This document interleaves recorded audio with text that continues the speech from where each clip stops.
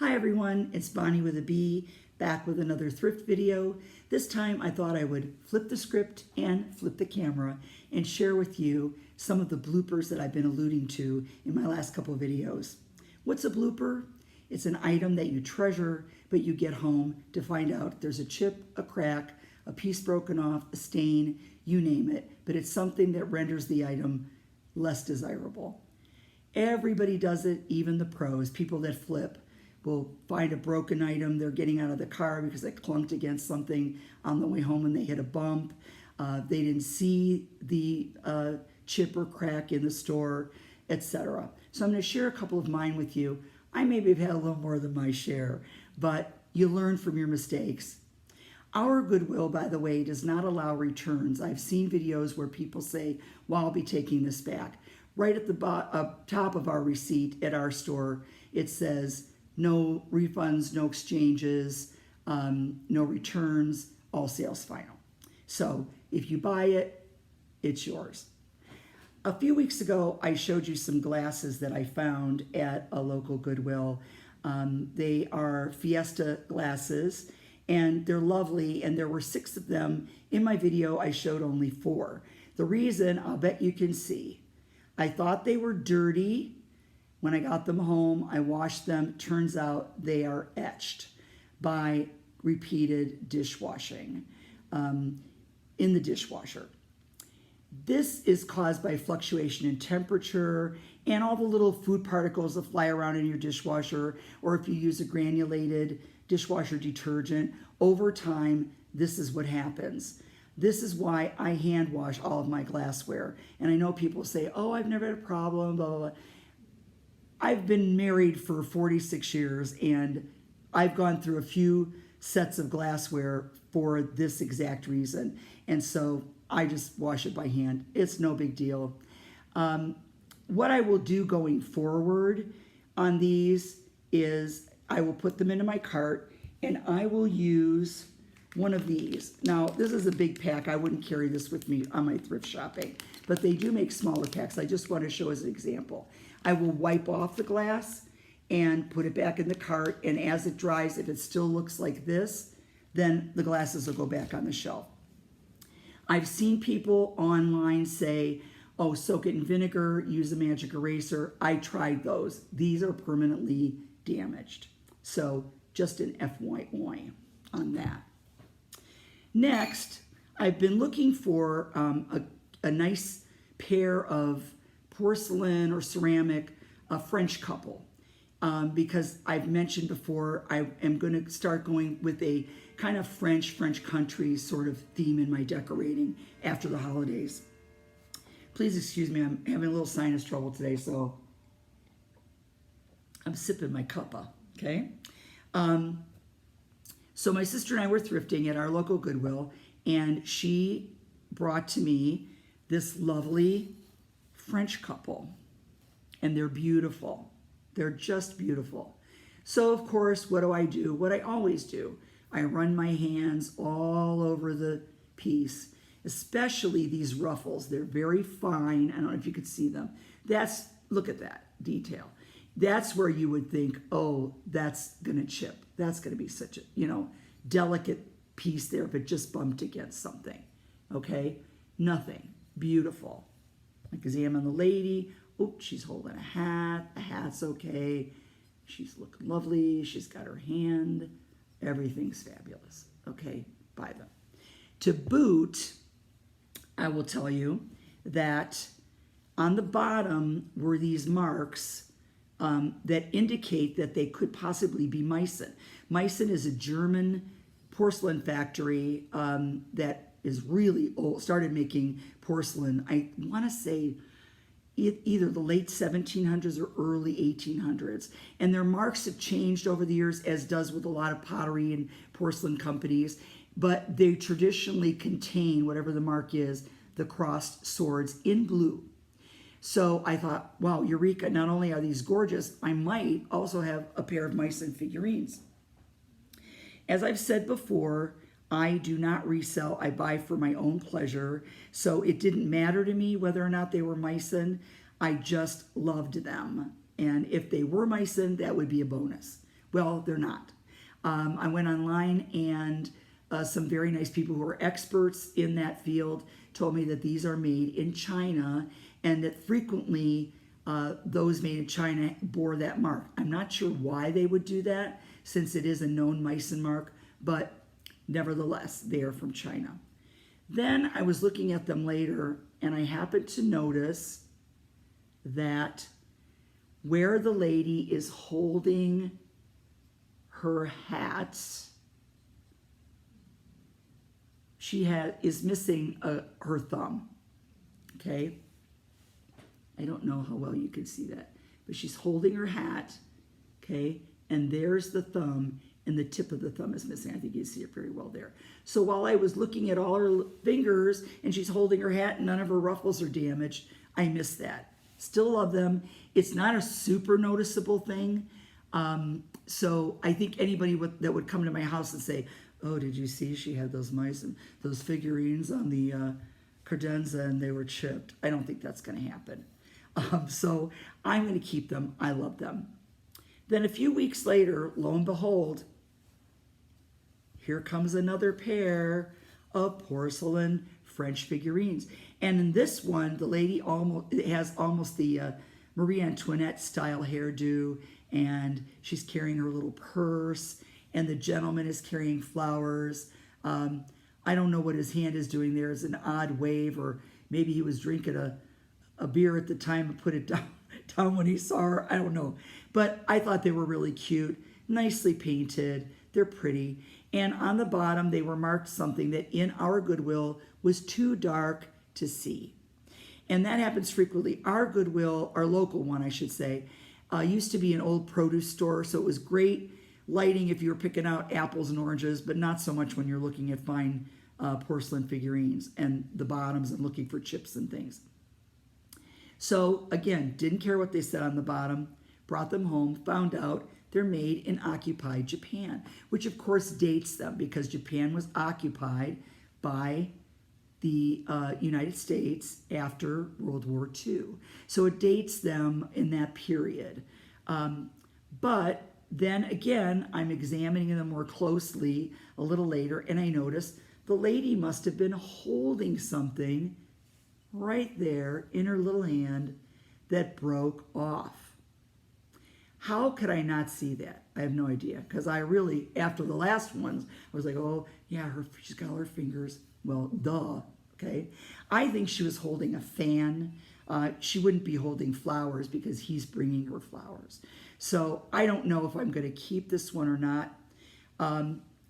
I do have a pair of gentlemen that are perfectly good. I could make a pair, but I'll see. I'm not sure what I'm going to do with those. Maybe I will see if I can find something to glue in its stead there just to fix it. She is very pretty.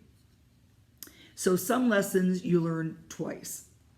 I shared with you a biscuit barrel in one of my videos that had a huge gash inside the bottom thick base of the crystal, and it must have been bumped or dropped. It had the lid taped on. I could see that there was a little blemish in the base from the outside. Didn't take the tape off of the top of it to look at it. Big mistake. When I looked inside, and I showed on the last video, it had a significant gash. No chips, no sharp edges, and since I'm not reselling it, I'm not gifting it, I will keep it and still use it. So it was not that big a deal to me. However, if I would have seen that, taken the tape off and seen it, I would not have bought it. So again, if things are taped down, it's great that they do that because it keeps the lid on, keeps it from shifting around and maybe chipping, but take the tape off, take a look at it. If you don't want it, or you're gonna put the tape back on it regardless to get it to the checkout. But if you're not gonna get it, gingerly put the tape back on so the next person doesn't have an oops. The next item is this little beauty. I thought this was so cool. It's a little covered dish. Now, it was taped, like I just mentioned the other thing was, it was taped. It is marked elegant, and I'm going to get my magnifying glass here because now that I'm looking at the bottoms of things that I can't see well I'm going to carry this with me. And I know what this says, but I'm going to say exactly. It's elegant, and then it says Inox 18/10 Oro 24K. And what that means is it's 1810 stainless, and the trim is 24 karat gold. Probably an overlay, but it's 24 karat gold overlay. It is from Italy, and the reason that it says made in Italy, it again was taped down. Now, I could tell there was something inside, but I thought it was another metal piece that this went on, like maybe that gold trim there was part of the metal piece. Well, it wasn't. I got it home to find out it is crystal, little insert here. It's crystal from Italy. And this, the person that had it before me had little felt feet on the bottom and used it as a sugar bowl. And the reason I know that is there were still remnants of the sugar inside of it. There's the chip, and it is a sharp edge. So I don't want to use anything that has a chip like that for the potential for it to chip further and get into whatever food you're putting in it. So I'm discarding that. I still love this, and I will still use it. What I bought it for was when we're entertaining, I like to buy butter pats. Instead of putting out butter in a dish or making rosettes or whatever for people, I buy those butter pats. They can take as many as they want, put them on their plate. This I knew could chill in the refrigerator and get nice and cold and stay cold, and it would hold quite a few. So it didn't matter to me that it was chipped, but it could have mattered to somebody else that was buying it specifically because they knew it had that insert. So again, check under the tape. I will be doing that going forward. Again, that was a double lesson learned. My grand finale is just a scream, really. I looked up on the shelf at Goodwill up above me, and I spied this absolutely stunning vase/bottle. It's very heavy. I picked it up. I looked underneath it. It said hand-blown glass from Poland. Well, I got chills because, you know, I collect glass and I love things like this. Just love them. The lines on it were beautiful. Well, it went quickly into my cart. I felt it here, no chips. I felt the bottom, no chips. Okay, no cracks, great. I bring it home and I put my things on the dining room table to kind of go through them and assemble them or whatever. So the next day, I come around the corner and in the light of the dining room window, I see something on the glass. I'm thinking, well, what is that? What could that be? Well, it turns out that this was Barbara Steinmetz's 15-year award in 2012 from Inflatable Images, where she worked. And I'm thinking, oh my gosh, I have a friend who's legally blind, and even she would have seen that, okay? So don't ask me what I was doing, but this is going to go. I had people say to me, oh, you can put etching cream on there and get. I'm not going to do that. Maybe we'll save it and decoupage it for the shape of it. I'm certainly not going to redonate it. I don't know why it was donated in the first place, but that was my biggest faux pas to date, I think. Okay, and that's about it. A couple things I wanted to tell you that we do take with us when we're thrifting, because we think being prepared helps us not break things in the car, and our Goodwill gives us points for how every dollar we spend, you get so many points, and if you don't take bags, you get extra points. So we never take bags because our aim is we put our purchases together, we build up to that 35% off coupon, which is almost every shopping trip, and we get more points for not taking the bags. So we hustle out to the trunk of the car, the back seat, and we put our goods away. We get our dog food delivered to us in these handy dandy boxes. They're very sturdy and they're divided. So as you can see, you know, you can slip a glass down in there, a figurine down in there. It's going to keep it from jostling around and bumping against something and getting broken. And I don't have to stand and wrap it in newspaper. We will take some newspaper with us though, because sometimes it does come in handy. The other thing that we take with us are old hand towels, bath towels. We all have them. I save mine for things like mopping up water if there's a big spill, or we have dogs, so wiping up after the dog's on the floor if they bring in muddy paw prints before we can clean them off, and those kinds of things. Or really dirty jobs, and then if I don't want to put it even in my washing machine because it's a greasy, dirty job, I can toss it in good conscience. But we take these because, again, we can wrap something like this lovely award from Barbara Steinmetz, and we can wrap it like this and lay it next to something, and it's not going to bump up against anything. We also keep a blanket in the trunk. It's not a real thick, heavy blanket. It's more of like a fleece throw type thing, but it does cover picture frames or things so they don't get nipped. So we do that as well. The other thing is, take a handy dandy spyglass or magnifying glass, or as my nephew used to call it when he was little, a magnifying glass. Because this one's plastic, is real light, but it does the job. Because again, I can't see some of these things in the dim light, and our aisles are narrow at the Goodwill, and it's hard to see. So this comes in real handy. The other thing is a little flashlight. This one I got at Dollar Tree at one time, and it's paper thin, as you can see, this little plastic thing. But it has a button on it, and when you press it, it glows, as you can see, okay? So this, again, is helpful when you're looking at the bottom of that figurine in the dark, and you can say, oh, it's made in occupied Japan. So again, those are some items that we take that have come in really, really handy. Before I go, I wanted to share with you a couple of pictures that I showed in previous videos that I had intended to reframe. The first one was a print of a batik by Paula Mae Green. It is signed by the artist. You can see right here. I didn't know it was in cardboard backing with cellophane and this mat.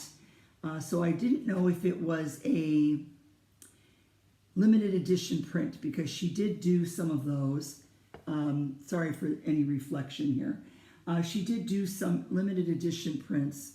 When I took it apart, it was not. It was a print that would have been in a bin at an art show, but it is her original signature. I loved it. I still love it. I found this frame on the same visit, so this is what it looks like framed. I'm very excited to hang it. I love it. I think it's just so pretty. So that was that one. And then, if you may recall, I had found an antique frame and with a photo of a little boy in it. And the frame is in fabulous condition. It's like brand new. And it is probably circa 1930s, early 30s. This picture is of my dad and his brother as little children, and we did not have a frame for it. The frame had broken long ago, and I thought it might fit. Well, it fit like a glove. I cleaned the frame, cleaned the glass, didn't even have to trim the picture. It was meant to be. Okay, so that's that. And kudos to my husband, who helped me, even though his fingers don't work that well all the time. He removed the old nails and helped me even to put paper backing on it to stop it from further foxing. If air gets to it, it already has a little bit of foxing. You can see here that will retard that process. So that was great. So I just wanted to update you on those and let you see how they turned out. I'm really happy with them. And last but not least, I want to thank you for tuning in. If you are new to my channel, I hope that you enjoyed the video, found it informative, maybe a little entertaining. If you liked it, please give me a thumbs up, hit the subscribe button, and that little bell will notify you every time I upload a new video. If you are a return viewer, thank you so much for coming back and spending some time with me. I really, really do appreciate it. Again, if you like the video, give me a thumbs up, and if you haven't already, hit the subscribe button. Thanks so much. I truly appreciate your time, and I really enjoy sharing all of these things with you. Next up, our video will be some little shots of fall decorating, all done with thrifted items. And then we are going to do a video on thinking outside the box. Things that I've picked up, things that may have an obvious use that you pick up at Goodwill, but can use in more than one way. It might give you some ideas when you're out there thrifting. Thanks again, everybody. Take care. See you next time.